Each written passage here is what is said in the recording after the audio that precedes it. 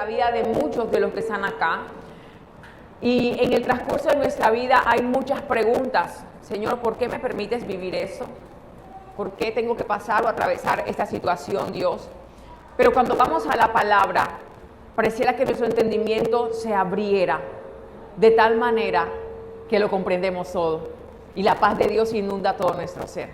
Quiero hablarte hoy de las heridas. ¿Cuántos han sufrido heridas en su vida? Entonces son de los míos. Vamos a la palabra, por favor. En Génesis capítulo 37, versículo 2. Génesis capítulo 37, versículo 2, y vamos a leer hasta el versículo 1. Y quiero que puedas dejar abierta la Biblia allí. Vamos a leer otros versículos y otros capítulos. Génesis capítulo 37, versículo 2. ¿Están conmigo en la palabra? Dice la palabra del Señor: esta es la historia de la familia de Jacob. José, siendo de edad de, ¿cuántos años? 17 años, apacentaba las ovejas con sus hermanos. Y el joven estaba con los hijos de Bilha y con los hijos de Silpa, mujeres de su padre. E informaba José a su padre la mala fama de sus hermanos. ¿Conoce algún hermano menor así, por favor? Que informe al papá de todo lo que hacen sus hermanos mayores. ¿Cómo le decimos aquí en la costa a esos hermanos? ¿Cómo se hace? Bien merecido el título. Y dice la palabra que amaba a Israel, o sea, Jacob, a José más que a todos sus hermanos. ¿Por qué lo amaba más? Porque lo había tenido en su vejez. Y los que somos padres saben de qué les hablo. De que cuando estamos más adultos y tenemos un bebé, lo cuidamos más, lo protegemos más, lo consentimos más a causa no solamente de nuestra edad y de nuestra chochera, sino a causa de su pequeña y tierna edad. Y este hombre amaba más a su hijo José porque lo había tenido en su vejez, lo cuidaba, lo protegía. Y dice que a causa de eso le hizo una túnica de diversos colores. Y viendo sus hermanos que su padre lo amaba más que a todos sus hermanos, ¿qué hacían sus hermanos? Lo aborrecían. Y no podían hablarle pacíficamente. Y soñó José un sueño y lo contó a sus hermanos y ellos llegaron a aborrecerle más todavía. Déjelo ahí, por favor, vamos a detenernos un momento. La palabra del Señor dice en estos versos que José tenía 17 años. Y algo muy particular que le ocurre a José a sus 17 años es que Dios le da un sueño. Y en ese sueño Dios le muestra los planes que tiene para él. Dios le da un sueño y se lo confirma con otro sueño. Y esos sueños hacen parte de la dicha de José al saber lo que le espera en la vida a causa de los planes y diseños que Dios tiene para él. Pero a causa de esos sueños, José vive el momento más feo de su vida y el momento más difícil de su vida. Porque a causa de esos sueños sus hermanos lo aborrecen y viene la parte de la película de la vida de José más fea que puede existir a partir de los 17 años. 13 años vivió en esta situación que te voy a contar. Este hombre, a causa de eso, sus hermanos lo aborrecen. Pero me llama la atención algo y dice el versículo 11 que sus hermanos le tenían envidia. No solamente lo aborrecían, sino que le tenían envidia. Y cuando alguien te tiene envidia, quiere quitarte lo que tú tienes y quiere dañarte. Y ellos le aborrecían, querían matarlo y apenas que vieron la oportunidad, ¿qué hicieron? Lo metieron en una cisterna. Inmediatamente lo meten en una cisterna. ¿Cómo se podía llegar a sentir José sabiendo que las personas que más debían cuidarlo, que más debían protegerlo, porque él era el hermanito menor, que más debían cuidarlo y cubrirlo, le estaban haciendo daño? ¿Te podrías imaginar las heridas que eso causó en el corazón de José? Heridas de rechazo, de tristeza, de decepción, de amargura. ¿Quién sabe cuántos cuestionamientos vino a José a causa de lo que sus hermanos le estaban haciendo? Porque las heridas más fuertes que podemos vivir en la vida no vienen de personas lejanas, vienen de personas cercanas a nosotros. Aquellos que supuestamente debían amarnos y cuidarnos. De eso es donde más nos duele que nos traten de una forma inadecuada. Este hombre fue vendido por sus hermanos en ese momento como esclavo a Potifar. escúchame algo. La Biblia dice que José llegó a ser el mayordomo de Potifar cuando lo venden de esclavo. Pero José no siempre fue el mayordomo. Un esclavo tenía 3 rangos. El rango más bajo era limpiar los pies, lavar los pies. Era el rango más bajo de un esclavo. Luego venía el otro rango, que era probar el vino o lo que su amo tomaba. Es decir, que el esclavo tenía que dar la vida y poner la vida por su amo. Y después de ver la fidelidad del esclavo, ahí sí el esclavo era promovido a un lugar mejor a causa de su fidelidad y lo volvían mayordomo. Es decir, que José tuvo que pasar por los 3 niveles de ser esclavo para poder llegar a ser mayordomo. Ahora, me llama la atención algo, porque la Biblia señala la razón por la cual Potifar lo llegó a poner de mayordomo, y quiero que lo puedas leer conmigo en Génesis 39, versículo 2. Y dice la palabra: mas Jehová estaba con José, y fue varón próspero, y estaba en la casa de su amo el egipcio. Y vio su amo que Jehová estaba con él, y que todo lo que él hacía, Jehová lo hacía prosperar en su mano. Así halló gracia José ante sus ojos, y le servía.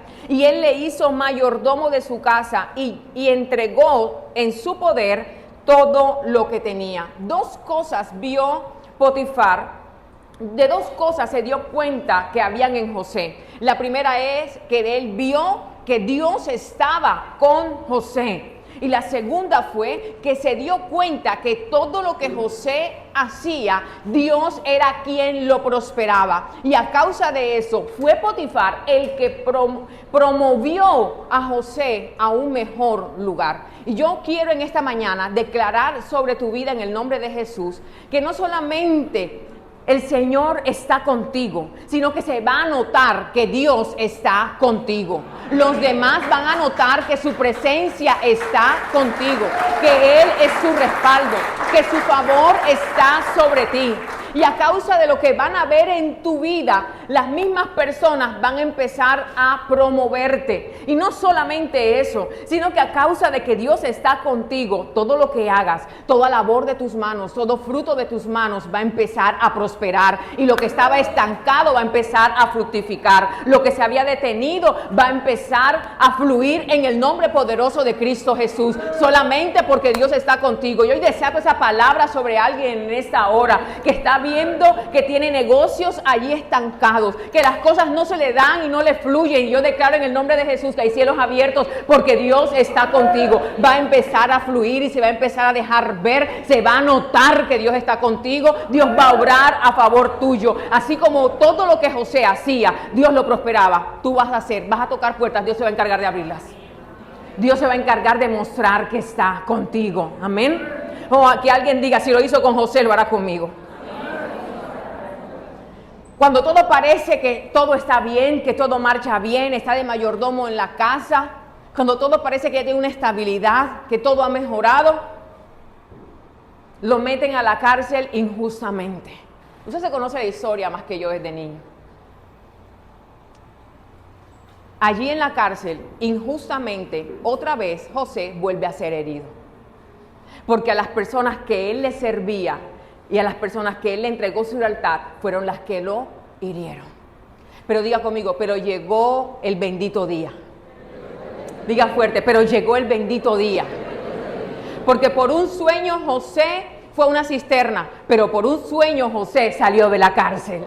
Y ese bendito día también a ti te va a visitar. Eclesiastés capítulo 3, versículo 1 dice que todo tiene su tiempo. Y todo lo que se quiere debajo del cielo tiene su hora. Y sigue diciendo Salomón en el versículo 2 de Eclesiastés 3, todo tiene su tiempo. Tiempo de nacer y tiempo de morir. Tiempo de plantar y tiempo de arrancar lo plantado. Tiempo de matar y tiempo de curar. Tiempo de destruir y tiempo de edificar. Tiempo de llorar y tiempo de reír. Tiempo de entristecerse y tiempo de bailar. Y así sigue él hablando de los tiempos que tiene la vida de un hombre. Y cuando te pones a contar en Eclesiastés capítulo 3, esa clase de temporadas o de tiempos o de etapas, como lo quieras llamar, te das cuenta que hay 28 temporadas en la vida de un hombre. No sé qué temporada o qué estación de tu vida puedas estar viviendo. Pero te quiero decir algo en esta mañana. Así como hay una temporada y una estación de luto, de llanto y de tristeza, también hay otra temporada de alegría, de gozo y de recoger la gran cosecha. Yo declaro que ese bendito día va a llegar para tu vida. El tiempo de gozo, de alegría y de recoger esa gran cosecha. Ese bendito día te va a visitar como visitó ese día a José. Y a José lo sacan de la cárcel porque el bendito día nos llega a todos. Dígale que está a su lado, ese bendito día también está para mí. También está reservado para mi vida, está reservado para mi familia. Y llega el día en que lo sacan de la cárcel y lo sientan en un lugar de gobierno. Había una silla de gobierno esperando a José. Una silla de honor, una silla de privilegio. Dígale que está a su lado, están hablando de la silla que me está esperando a mí también. Están hablando de la silla, de lo que viene para mi vida. Un lugar de honor, de privilegio. Lo estaba esperando, de la cárcel pasó a la silla. Y quiero decirte en esta mañana 3 cosas por las cuales a José le acontece esto. Lo sacan de la cárcel y lo sientan en una silla de privilegio. Fue un de repente que le visitó.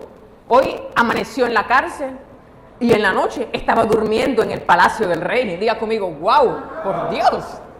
Y si estás anotando, quiero que anotes estas 3 cosas muy puntuales por lo cual le sucedió esto a José. Y la primera de ellas fue por tener al Espíritu de Dios. Diga conmigo, por tener al Espíritu de Dios.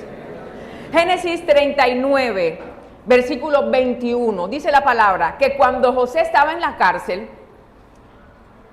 dice que Jehová estaba con José en la cárcel y le extendió su misericordia. ¡Wow! Y le dio gracia en los ojos del jefe de la cárcel. Yo quiero que tú puedas recibir esta palabra. Mira, este pasaje tiene tantas riquezas, que tú puedas levantar tu mano al cielo y puedas decirle al Señor, Señor, yo sé que tú estás conmigo y que tu misericordia se ha extendido sobre mí y sobre mi casa, pero también sé que tu gracia me reviste y tú pondrás gracia, Señor, ante quien la tengas que poner para favorecerme, Dios, en el nombre de Jesús. Alguien que diga amén. José tuvo algo en medio de su proceso, y es que José se aseguró que Dios estuviera con él. José se aseguró de que el Señor lo acompañara. Esa era la única garantía que tenía José. La garantía en medio de la dificultad, en medio de las heridas que estaba viviendo, era tener a Dios de cerca, era que Dios estuviera con él. Tanto se aseguró de que Dios estuviera con él, que se le notaba que Dios estaba con él. La gente se daba cuenta que Dios estaba con José. Cuando Dios está contigo, eso se nota. Porque se nota con la paz que tienes, con la confianza con la que vives. Se nota en tus palabras, se nota en tus actos, se nota en tu rostro. Porque la Biblia dice que aún el corazón, el rostro es hermoso porque el corazón está alegre. Y esa alegría solamente puede venir de parte del Espíritu Santo de Dios. Una alegría y un gozo en medio de la situación que puedas vivir. Porque no es la situación la que determina tu gozo. Es Dios el que determina tu gozo, porque su gozo es nuestra fuerza. Es el que nos da la fuerza para seguir adelante, el vigor, la alegría, la vitalidad. Son cosas que solamente se pueden tener en Dios. Y en el rostro se le notaba a él que estaba con Dios, pero también en su servicio excelente, en todo lo que hacía, se le notaba. Porque hay gente que hace las cosas, pero las hace de mala gana. Pero hay gente que hace las cosas y las hace lo mejor que pueda, como si fuera para el Señor. Y se nota para quien hace las cosas, en el trabajo, en casa, en la iglesia. Se nota la vida que has decidido llevar.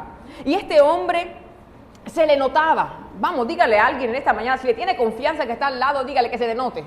Que se te note que Dios está contigo. Que se te note que Dios está contigo. Sonríe al lado, dígale que se te note. Que se te note en la casa que Dios está contigo. Que no se te saque el chuki que tienes adentro. Hay poder en la sangre de Cristo. Que se te note. Que se te note el Espíritu de Dios. El Espíritu de Dios estaba con José. La presencia de Dios estaba con José. Mira, José se aseguró de sentir a Dios en su vida. Se aseguró de que Dios estuviera allí. Y yo te quiero decir algo en esa mañana. Nosotros no escogimos a Dios, Él nos escogió a nosotros. Porque Él se place en estar contigo. Él se place en acompañarte. Que también se note en nosotros que nos place estar con Dios. Que es un deleite para nosotros su compañía. Que seamos intencionales en apartar un rincón de la casa para estar a solas con Él. Para doblar rodillas, para hablarle, para contarle nuestro día, para preguntarle qué necesitamos cambiar nosotros, para pedirle su guía. Que se note intencionalmente que esa presencia la queremos en nuestra vida.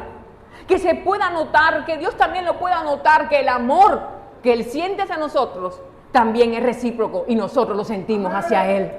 Que con nuestra propia vida se pueda notar nuestra intencionalidad de cambiar, de agradarle, de vivir para Él, de vivir en santidad, de consagrarnos, de buscarlo. Esa va a ser la garantía de que Él estará con nosotros. Amén. Ahora, algo más. Segundo, ¿por qué lo sacan de la cárcel? ¿Por qué lo sientan en esa silla de reinado? Diga conmigo, por saber administrar recursos. Génesis capítulo 39, versículo 22 dice: y el jefe de la cárcel entregó en la mano de José el cuidado de todos los presos que había en aquella prisión. Todo lo que se hacía allí, José lo hacía. No necesitaba atender el jefe de la cárcel cosa alguna de las que estaban al cuidado de José. Y dice por qué. Porque Jehová estaba con José y lo que él hacía, Jehová lo prosperaba. ¡Wow! Otra vez afírmelo y diga: Dios está conmigo y todo lo que yo voy a hacer, Dios lo va a prosperar. Amén. Fíjese algo. Era el esclavo. Pasó a la cárcel. Dios de gloria. Le entregaron las llaves de todos los presos. ¡Qué confianza! ¿A quién le entregas tú las llaves de tu casa? Ahora imagínate las llaves de todas las celdas de los presos. Un momentico en la noche le hará a todo el mundo: nos vamos, muchachos, armemos campamento en otro lado. ¡Qué confianza por Dios había en ese hombre! Ahora, lo puso de administrador de la cárcel. El jefe se desentendió de todo. La pregunta que te quiero hacer en esa mañana es: ¿quién le enseñó a José a administrar? ¿Quién le enseñó cómo aprendió a administrar? Mira, hoy contamos con tantas facilidades para aprender tantas cosas que no las aprovechamos. Y no aprovechamos el tiempo. Los que son de mi época, que tienen 30 años, van a saber de qué les voy a hablar en este momento. En nuestra época no teníamos al hermano Google. Y tampoco había inteligencia artificial. Cuando queríamos buscar una tarea, ¿qué hacíamos, muchachos y chicas quinceañeras? Cuéntenles. Ir a una biblioteca. ¿Y qué más? A leer libros. Coma libro hasta que encuentre la tarea. Si contábamos con la suerte que la bibliotecaria estuviera de buen genio, nos decía en qué libro y en qué página estaba la tarea, porque ya otros compañeros la habían ido a buscar. Pero el tiempo que teníamos nosotros y la época en que vivimos, teníamos que sí o sí aprovechar el tiempo. ¿Y qué me dicen de la época que vivimos, que se iba la luz todos los días? ¿Cuándo vieron esa época? Padres, aquí lo que hay es juventud en esta iglesia. Señor, bendiga a Dios y aplauda a Dios por su vida, por favor.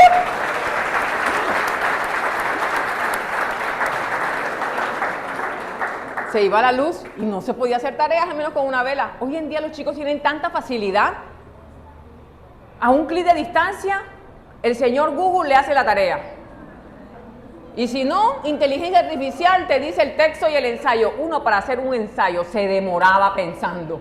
No repetir tantas veces por lo tanto. Ni repetir entonces. Y uno no encontraba el sinónimo, se le bloquean las palabras. Hoy en día tienen tanta facilidad estos chicos y tienen el descaro de decir: no me alcanzó el tiempo. O sea, no ayudan en la casa porque no les alcanza el tiempo. Y hoy le quiero decir a todos los jóvenes que están aquí: no permitas que esa tecnología que te hace hacer las cosas tan fáciles, de tal manera que te hace sobrar tiempo, después te quite tu tiempo. Porque hay tanta distracción en la tecnología que si no la sabes aprovechar, te va a absorber tu vida, te va a absorber tu energía, hasta te va a absorber tu inocencia. Porque si no sabes entrar a las páginas adecuadas, a leer las cosas adecuadas, te vas a dañar el corazón. Y vas a aprender lo indebido de personas indebidas que están amargadas de la vida y quieren amargar a otros o romper la inocencia de muchos. Disfruta cada etapa adecuadamente. Disfrútala de tal manera que puedas aprovechar tu tiempo. Hay tantos cursos a la mano. Ojalá y en nuestra época hubieran esos cursos. Nosotros teníamos que ir a estudiar, a hacer un tecnólogo en el SENA, a ir a otro lugar. Teníamos que trabajar y teníamos que estudiar. Hoy los jóvenes de hoy en día tienen tanta facilidad que solamente estudian. Y uno te tocó de todo.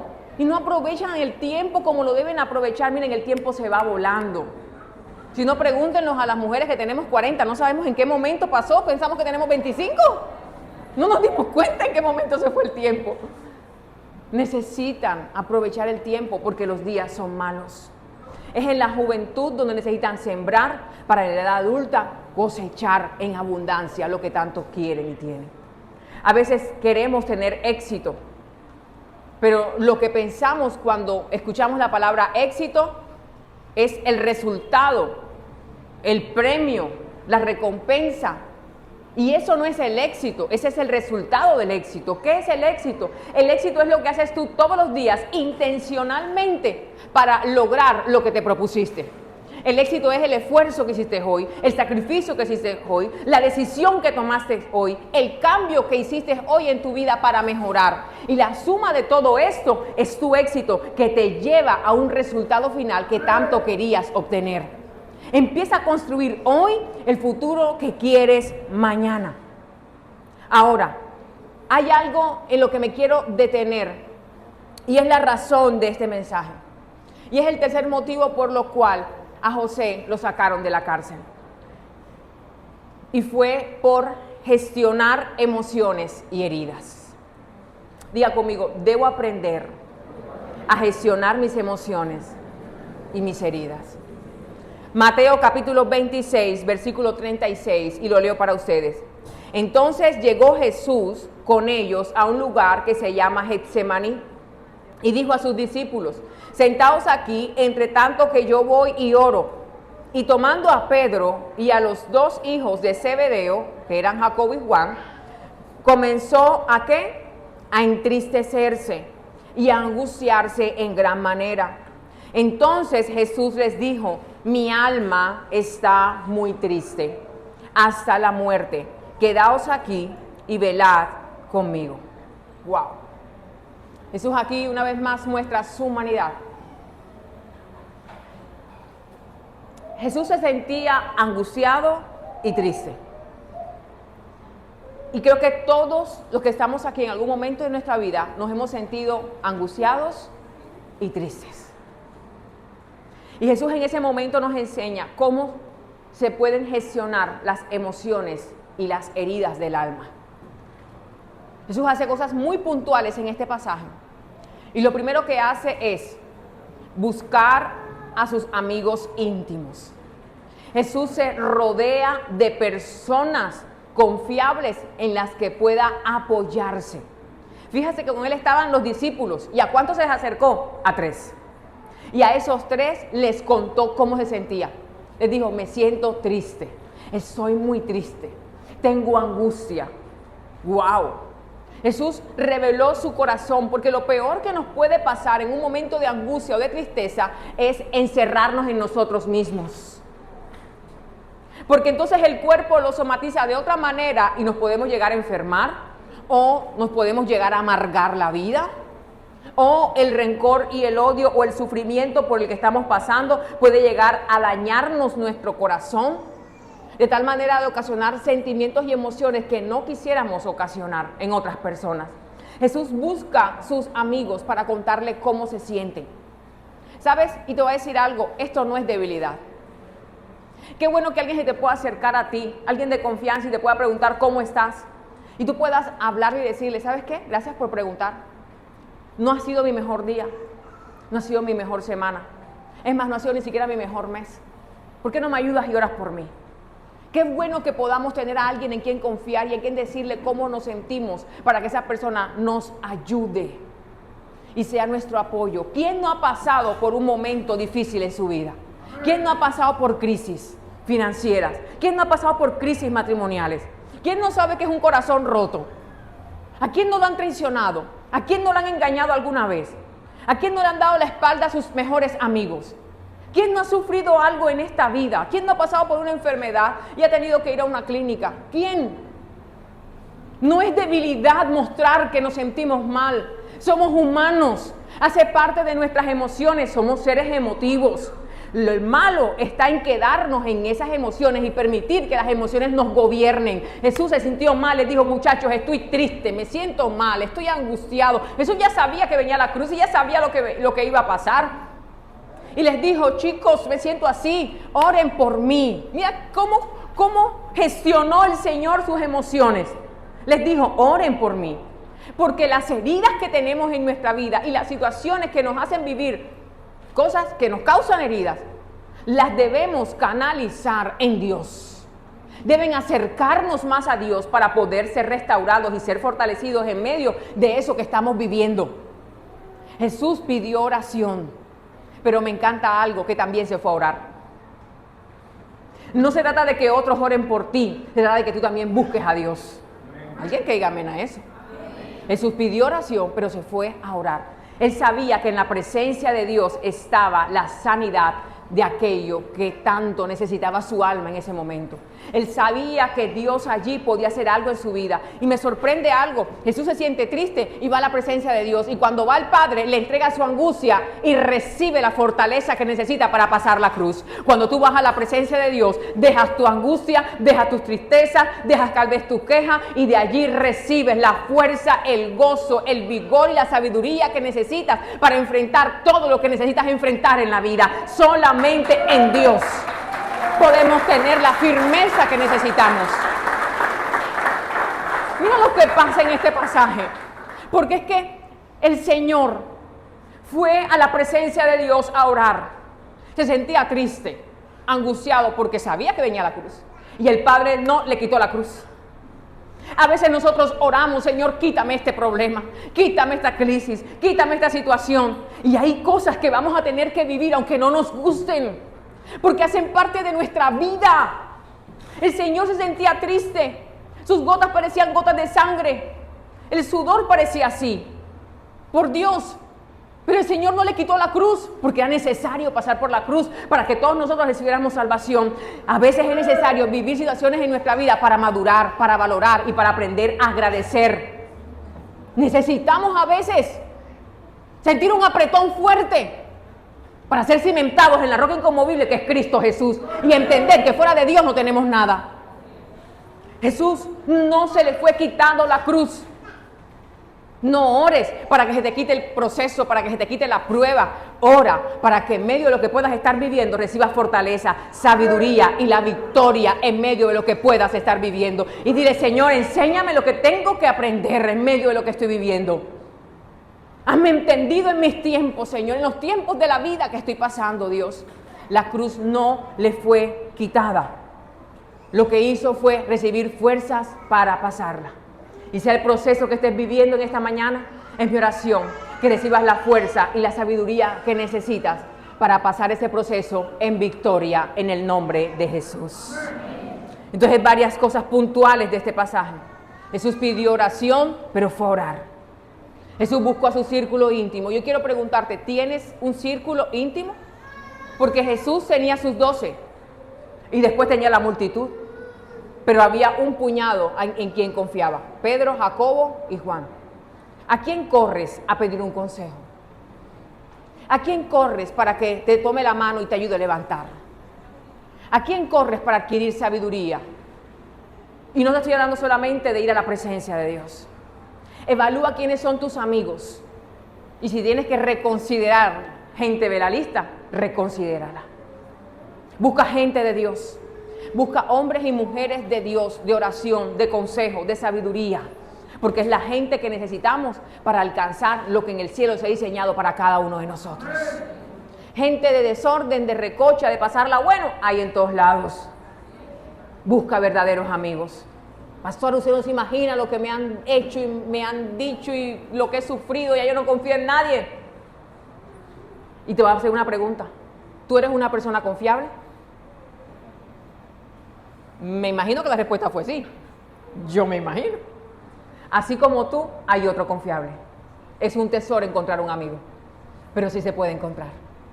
Jesús lo tenía su gente y tenía sus íntimos. Búscalos, encuéntralos, valóralos, ora al Señor por ellos.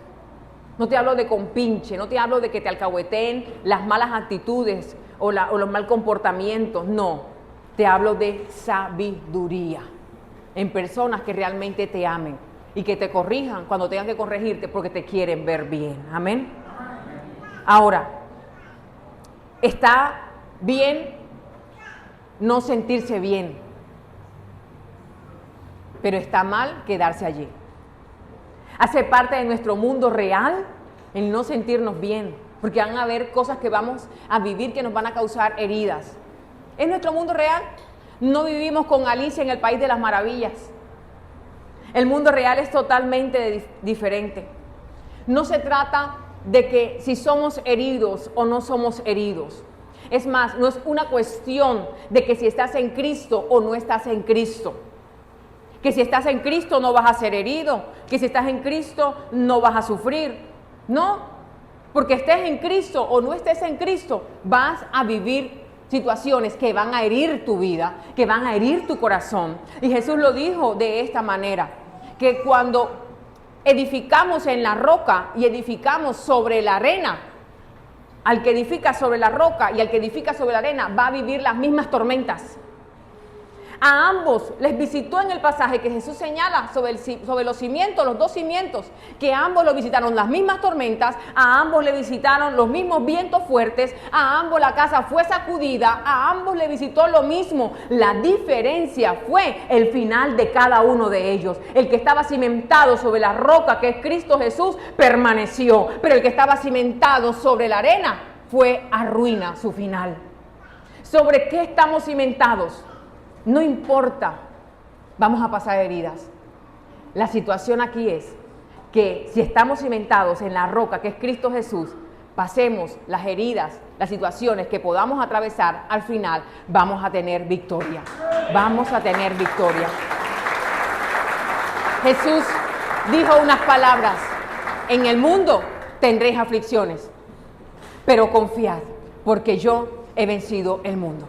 Cuando estás cimentado sobre la roca que es Cristo Jesús y pones tu confianza en el Señor, porque Él venció, nosotros también venceremos. Porque Él tuvo la victoria, nosotros también tendremos la victoria de lo que estemos pasando, porque el Señor está con nosotros. Tenemos que saber cómo vamos a canalizar las heridas, cómo vamos a gestionar las emociones que estamos viviendo. Porque si no sabemos gestionar emociones, nos vamos a quedar estancados, nos vamos a paralizar, nos vamos a frustrar y nos vamos a estancar en esa estación de la vida. Mira, yo conozco gente que por no aprender a canalizar emociones, lo que le pasó hace 15 años todavía lo recuerda y lo recuerda con rencor y con odio. No aprendió a gestionar, se quedó allí paralizado, se quedó allí anclado en el pasado. Y Dios nos llama a vivir una vida en libertad, en sanidad y en gozo para poder disfrutarla. Todo lo que le pasó a José fue para que José viviera amargado, lleno de rencor, lleno de odio, tirando sátira a todo el mundo. Todo lo que José le pasó era la justificación perfecta para vivir de esta forma, pero él supo gestionar sus emociones y sus heridas. Y a causa de que supo gestionar emociones y heridas, sucedió algo en la vida de José, y es que prosperó en todo, avanzó y creció, porque no se quedó anclado allí, sino que supo perdonar, supo avanzar y supo sanar. Y esta es una mañana para perdonar, para sanar y para avanzar. ¿Cuántos dicen amén? José tuvo un sueño, el sueño que Dios le dio, las metas que tenía en su vida, las tenía claras, el plan de Dios. Por gestionar su sueño, por saberlo gestionar, las heridas, alcanzó su sueño. Hay gente que tiene sueños y planes de vida que uno dice, wow, pero por no aprender a gestionar sus heridas está estancado y no progresa. Una herida abierta es una puerta abierta, pero una herida sana es una oportunidad para escribir una nueva historia mejor que la anterior.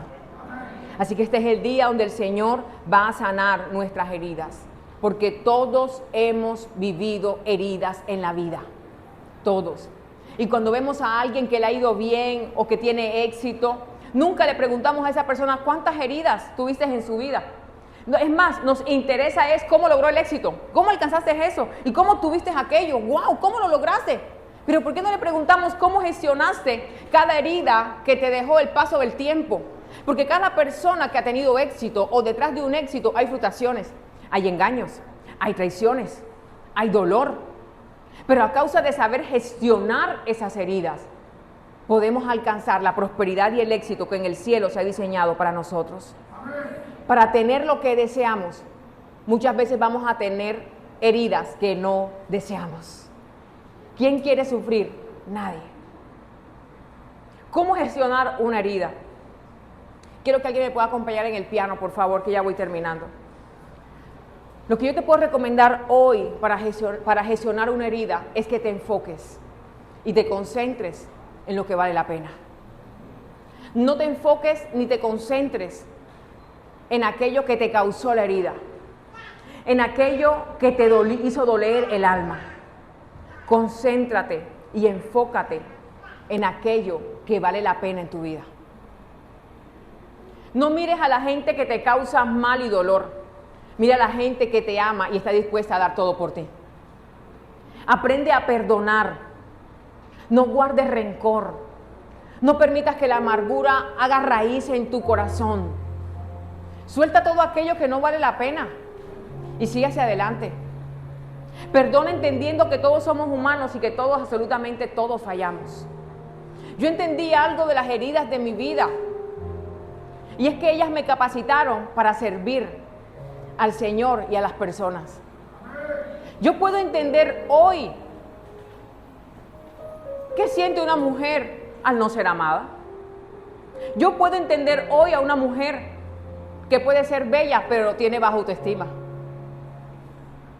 Yo puedo entender hoy qué se siente que te partan el corazón. Puedo saber qué puede sentir un niño de 11 años que se cría sin papá y una niña joven que está sin papá. Sé que se siente vivir en un hogar donde se supone que la persona que debía amarte y cuidarte no se fue porque decidió tener otra clase de vida. Y puedo llegar a sentir eso y puedo llegar a ayudar a sanar a otras personas que pueden estar viviendo eso, porque ya yo lo viví y Dios me sanó. Quizás reniegas por una crisis financiera, pero esa crisis financiera te va a ayudar a entender y ayudar a otros que quizás estén pasando por crisis financiera, por crisis en el hogar, por crisis en los estudios.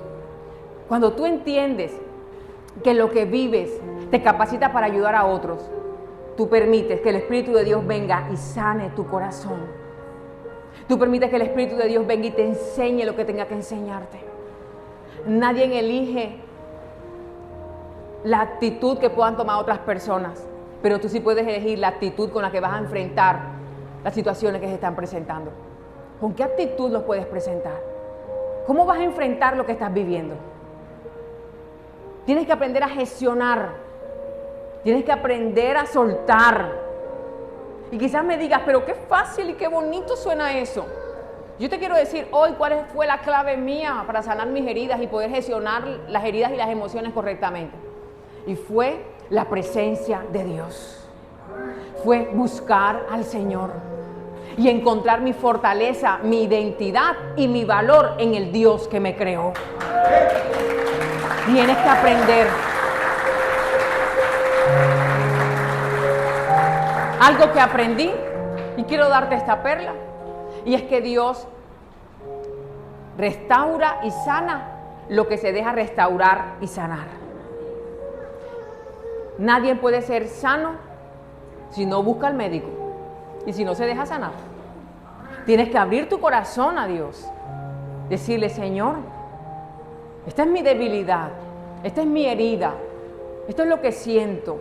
Vengo a ti, sáname, aquí estoy. Te abro mi corazón, ven, entra y opera. Saca lo que tengas que sacar. Restaura lo que tengas que restaurar. Renueva lo que tengas que renovar. Pero necesitamos entender que no nos podemos quedar en una estación de la vida que ya pasó. Porque la vida sigue. El tiempo avanza.